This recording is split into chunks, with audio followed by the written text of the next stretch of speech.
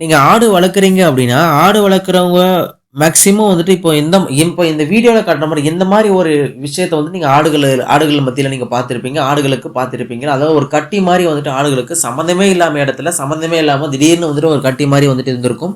அது வந்துட்டு பார்க்கறதுக்கு ஒரு நீர் கட்டி மாரி வந்துட்டு இருக்கும். ரொம்ப கெட்டியெல்லாம் இருக்காது. நீங்க அத கை வச்சு அழுத்தி பார்த்தீங்கன்னா, ரொம்ப கொழ கொழன்னு இருக்கும். நீர் கட்டி மாரி இருக்கும். ஓகேங்களா? ஸோ இது ஏன் வருது? எதனால வருது? என்ன பண்ணா இத வந்து நம்ம சரி பண்ணலாம்? அப்படிங்கிறத வந்துட்டு நம்ம இப்ப இந்த வீடியோல டிஸ்கஸ் பண்ணுவோம். ஓகேங்களா? ஃபர்ஸ்ட் வந்து பார்த்தீங்க அப்படின்னா, இது ஒரு நீர் கட்டி மாரி தான் இருக்கும். ரொம்ப வந்து கெட்டியா இருக்கு. ஒருவேள அது கெட்டியா இருந்துச்சு அப்படின்னா, அது செகண்ட் ஸ்டேஜ்ல இருக்குதுன்னு அர்த்தம். ஓகேங்களா? அது 2 ஸ்டேஜ்ல இருக்கும். ஃபர்ஸ்ட் வந்துட்டு இந்த நீர் கட்டி எந்த ஸ்டேஜ்ல இருக்கும்னா, கொழ கொழன்னு ஆகும். அதுக்கப்புறம் அந்த கொழ கொழன்னு ஆகி கொஞ்ச நாளுக்கு அப்புறம் அதோடைய தாக்கம் அதிகமாகியும் அந்த இடம் கட்டியா ஆகிடும். ஓகேங்களா? 2 ஸ்டேஜ் இருக்கும். அப்போ நீங்க எந்த ஸ்டேஜ்ல இருக்குங்கிறத முதல்ல உங்க ஆடுகளுக்கு நீங்க கண்டுபிடிக்கணும். ஓகேங்களா? ஒருவேளை கொழ கொழன்னு இருந்துச்சுன்னா அப்படின்னா நீங்க வந்துட்டு முதல்லயே சரி பண்ணிடலாம். கெட்டியா ஆகிடுச்சு அப்படின்னா கண்டிப்பா நீங்க அத அறுத்து ஆப்ரேஷன் பண்ணி தான் எடுக்கணும். ஓகேங்களா? அது வந்துட்டு பார்த்தீங்கன்னா டாக்டர் தான் பண்ணுவாங்க. ஓகேங்களா? நீங்க பண்ண முடியாது. ஓகேங்களா? ஃபர்ஸ்ட் அது என்னதுங்கிறத நம்ம முதல்ல தெரிஞ்சுக்குவோம். ஓகேங்களா?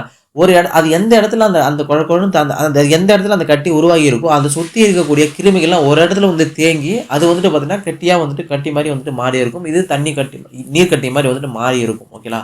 அந்த நீர் கட்டி அது தேங்கி இருக்கிறது அது வந்துட்டு பார்த்தீங்க அப்படின்னா, இது வந்து ஃபர்ஸ்ட் ஸ்டேஜ். அது உள்ளுக்குள்ள இருக்கிற கிருமிகள் வந்துட்டு வளர்ந்து வளர்ந்து வந்து அதிகமா கிருமிகளோட தாக்கம் அதிகமா ஆக ஆக வந்து பார்த்தீங்கன்னா, அந்த இடம் வந்துட்டு கெட்டியாக ஆரம்பிக்கும். கெட்டியாக ஆரம்பிக்கிறது வந்து செகண்ட் ஸ்டேஜ். கெட்டியாக ஆரம்பிச்சதுக்கப்புறம் அது 3வது ஸ்டேஜ் என்ன ஆகும் அப்படின்னா, அந்த இடத்துல சலம் உண்டாகும்.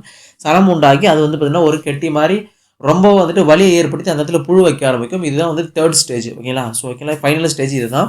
ஸோ இதில எந்த இடத்துல, எந்த ஸ்டேஜ்ல உங்களுடைய ஆடு இருக்குங்கிறத கண்டுபிடிச்சு, அது சீக்கிரமா அதுக்கான ட்ரீட்மெண்ட் அப்படிங்கிறத நீங்க பண்ணி ஆகணும். ஓகேங்களா? ஸோ இது என்ன ட்ரீட்மெண்ட் நம்ம பண்ணலாம் அப்படின்னா, ஃபர்ஸ்ட் ஸ்டேஜ்ல நீங்க இத ஃபைண்ட் அவுட் பண்ணிட்டீங்க அப்படின்னா, அதுக்கு நீங்க முதல்ல வந்துட்டு நீங்க பண்ண வேண்டிய விஷயம் என்னவா இருக்கும் அப்படின்னா, கண்டிப்பா ஆடுகளுக்கு வந்துட்டு பார்த்தீங்க அப்படின்னா, அந்த அது எந்த இடத்துல இருக்குங்கிறத நீங்க கண்டுபிடிச்சு, ஒரு ஆடுகளுடைய வாய்க்கு கீழ இருக்கும், காதுகளுடைய ஓரத்துல இருக்கும், தாடைகள் அதாவது முன்னங்காலுடைய அக்குள் பகுதியிலும் இருக்கும். ஓகேங்களா? ஸோ அதே மாரி பார்த்தீங்கன்னா, நெறைய இடத்துங்கள்ல பின்னங்காலுடைய கால் இடுக்குகள்ல வந்துட்டு இருக்கும். இந்த மாரி இடத்துங்கள்ல இருக்கும்.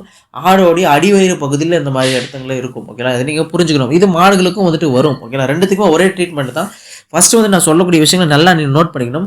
என்ன பண்ணணும் அப்டின்னா, அந்த முதல் ஸ்டேஜ்ல இருக்குது அப்படிங்கிறத நீங்க முதல் ஸ்டேஜ்லயே வந்துட்டு பார்த்தீங்கன்னா, ஆடுகளுக்கு கற்பூரம் இருக்கு பார்த்தீங்களா? பச்சை கற்பூரம், நார்மல் கற்பூரம். ஓகேங்களா? கற்பூரத்த எடுத்து நல்லா நுணுக்கி அந்த இடத்துல தேய்ச்சு விட்டீங்க அப்படின்னா, உங்களுக்கு வந்துட்டு பார்த்தீங்கன்னா, ஆடு வந்துட்டு பார்த்தீங்கன்னா, உடனே வந்துட்டு அந்த சூட்டின் காரணமா அந்த இடத்துல இருக்கக்கூடிய அந்த உள்ளுக்குள்ள இருக்கக்கூடிய கிருமிகள்லாம் சேர்த்து, அந்த கற்பூரத்திலிருந்து வரக்கூடிய சூடுகளின் காரணமா அந்த இடத்துல ஒரு கிருமிகள செத்து அது ஆட்டோமேட்டிக்கா வந்துட்டு அந்த கட்டி வந்துட்டு மறைஞ்சிரும். ஒரு 2, 3 நாள்லயே வந்துட்டு மறைஞ்சிரும். ஓகேங்களா? 1 வீக்ல மறைஞ்சிரும். ஓகேங்களா? இது ஃபர்ஸ்ட் ட்ரீட்மெண்ட். ஓகேங்களா? ஆடுகளுக்கு கற்பூரத்த நல்லா அந்த தேய்க்கும்போது பார்த்தீங்கன்னா, ரொம்ப உதிரி உதிரியா மாவு மாரி கீழ போயிடுச்சு அப்படின்னா, போகுது அதில ஒட்ட மாட்டேது ஸ்கின்ல அப்படின்னா, கொஞ்சோண்டு வந்து பார்த்தீங்க அப்படின்னா, தேங்காய் எண்ணெயில வந்துட்டு அத கொஞ்சம் கலந்து, நீங்க அந்த கற்பூரத்தூள கலந்து மேல தேய்ச்சு விட்டீங்கன்னா, ஆடுகளுக்கு வந்துட்டு ஸ்கின்ல ஒட்டிக்கும். ஓகேங்களா? அப்படி பண்ணீங்க அப்படின்னா, கண்டிப்பா உங்களுக்கு அந்த இடம் வந்துட்டு சரியாகிடும். இது ஃபர்ஸ்ட் பாயிண்ட். 2வது ஸ்டேஜ், 3வது ஸ்டேஜ்க்கு போயிருச்சு, லாஸ்ட் ஸ்டேஜ்க்கு போயிருச்சு அப்படின்னா, கண்டிப்பா நீங்க ஆடுகளுக்கு டாக்டர் தான் கூட்டு போணும். அதில எந்த ஒரு மாற்று கருத்துமே இல்ல. ஆடுகள டாக்டர் அத கண்டிப்பா அறுத்து தான் அத வந்துட்டு ரிமூவ் பண்ணுவாங்க. ஓகேங்களா? ஸோ இதுக்கு பேரு மருத்துவத்தில என்ன அப்டின்னா, எம்பாடெனிட்ரிஸ் அப்டின்னு சொல்லிட்டு இதுக்கு மருத்துவத்தில பேரு. நான் உங்களுக்கு ஸ்க்ரீன்ல காட்டுறேன் பாருங்க. இதுதான் இதனுடைய மருத்துவத்தில பேரு. இந்த மாரி பிரச்சனை ஆடுகளுக்கு வந்துருச்சுன்னா கண்டிப்பா பதட்டப்படாதீங்க. நான் சொன்ன மாரி எந்த ஸ்டேஜ்ல இருக்குங்கிறத கண்டுபிடிச்சுக்கோங்க. அது எந்த ஃபர்ஸ்ட் ஸ்டேஜ்ல இருந்துச்சு அப்டின்னா, நீங்க வீட்லயே வந்துட்டு குணப்படுத்தலாம். ஒருவேள வீட்ல குணப்படுத்த முடியல 2வது ஸ்டேஜ்க்கு போயிருச்சு, 3வது ஸ்டேஜ்க்கு போயிருச்சுன்னா, கண்டிப்பா நீங்க ஆடுகள மருத்துவமனைக்கு கூட்டு போனீங்கன்னா, அங்க அவங்க வந்துட்டு கம்பல்சரி வந்துட்டு சரி பண்ணிருவாங்க. இத பத்தி நீங்க எந்த வொரியும் பண்ணிக்க வேண்டிய அவசியம் இல்ல. ஓகேங்களா?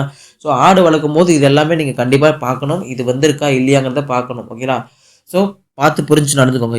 இதே மாரி உங்களுடைய ஆடுகள் வந்துட்டு பாதிக்கப்பட்டிருக்கா? இல்ல நீங்க இத பார்த்துருக்கீங்களா? இல்ல வேற ஏதாச்சும் ஆடுகள்ல நீங்க இத பார்த்துருக்கீங்களா? அப்படிங்கிறத கீழ கமெண்ட்ல சொல்லுங்க. ஏன்னா மத்தவங்களுக்கு வந்துட்டு தெரிஞ்சிருக்காங்க. இப்படி ஒண்ணு இருக்கா இல்லையாங்கிறத மத்தவங்க தெரிஞ்சுக்கோங்க. அதனால கமெண்ட்ல வந்துட்டு சொல்லுங்க. அதுக்கு என்ன பண்ணணும்? எப்படி பண்ணணும்? அது எந்த ஸ்டேஜ்ங்கிறத நான் உங்களுக்கு உடனே வந்துட்டு ரிப்ளை பண்றேன். ஓகேங்களா? So thank you so much. அடுத்து இன்னொரு வீடியோல சந்திக்கிறேன். மறக்காம நம்ம சேனல் வந்து சப்ஸ்கிரைப் பண்ணி வச்சுக்கோங்க. அடுத்த பக்கத்துல பெல் ஐகான் கிளிக் பண்ணி ஆல்ல போட்டுக்கணும். ஓகேவா? Thank you so much guys. Have